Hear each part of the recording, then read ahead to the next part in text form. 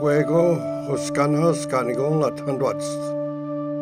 Oscar Chidrona Helado, Gina Desu, Dioguaquadazedo.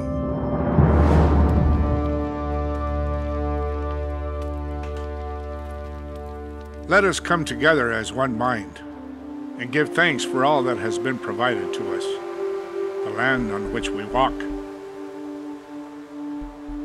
the water that flows through the stream and falls as rain, the sky that is the roof above our heads.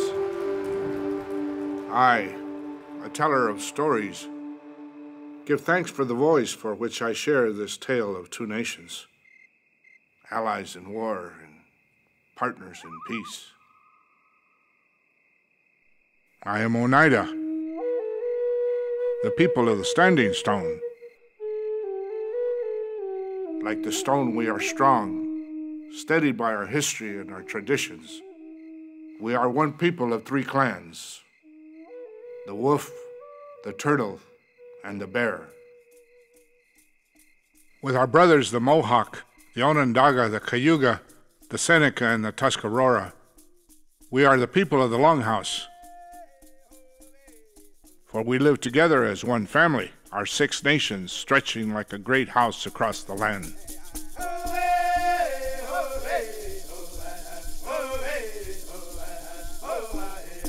This confederacy is recorded in the wampum, a chronicle of our past and a reminder of all we will honor into the future.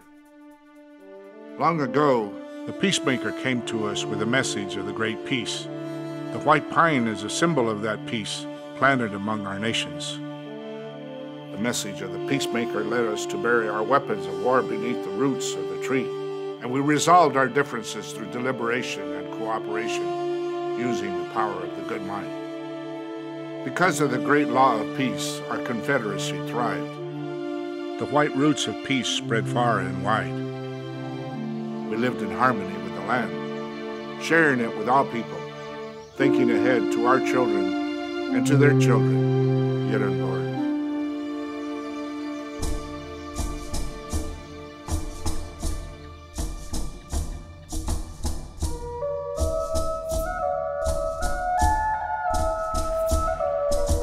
So it was for many ages, before the arrival of the Europeans from across the great water. The people of the Longhouse welcomed these new brothers. Around the sacred fire of the Grand Council, we spoke of friendship and assistance. We offered help to the newcomers and taught them the ways of the land.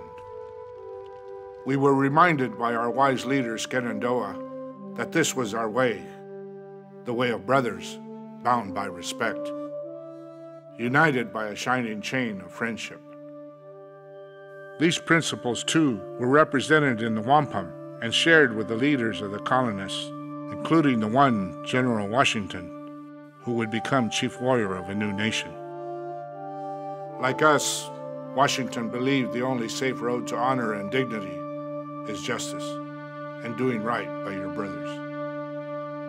We both had the hope that our nations would journey into the years ahead, side by side, each following its own course along the river of life, neither interfering with the other.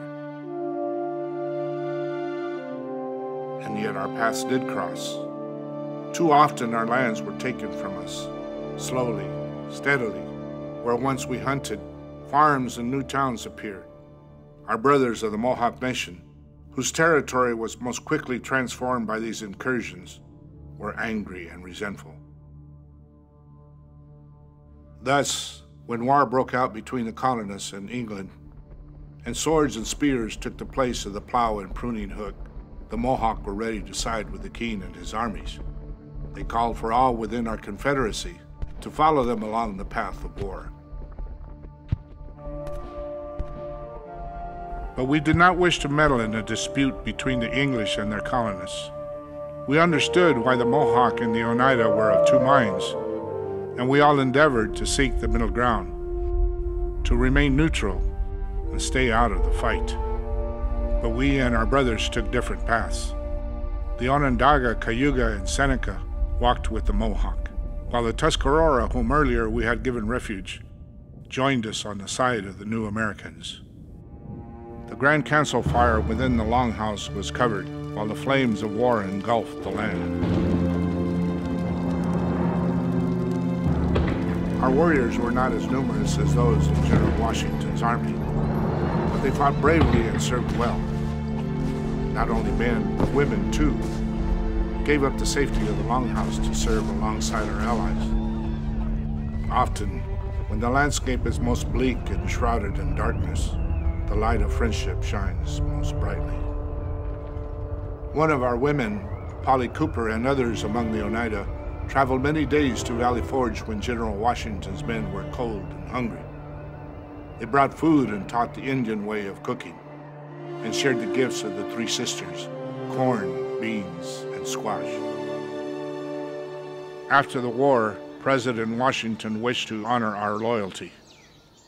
He urged his countrymen to observe good faith and justice towards the people of the Longhouse, to cultivate peace and harmony and respect for our lands. Washington, like Shenandoah, wanted our friendship to continue. The wampum records these sentiments, as does the treaty between our two nations, signed in Canandaigua in the year 1794. But friendship is often a difficult enterprise.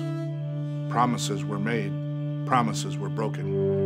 Our lands grew smaller. Many of our people were forced to leave and make new homes elsewhere. Again and again, the sadness was repeated. Now, after the passing of many lifetimes, we wonder, what of those to come?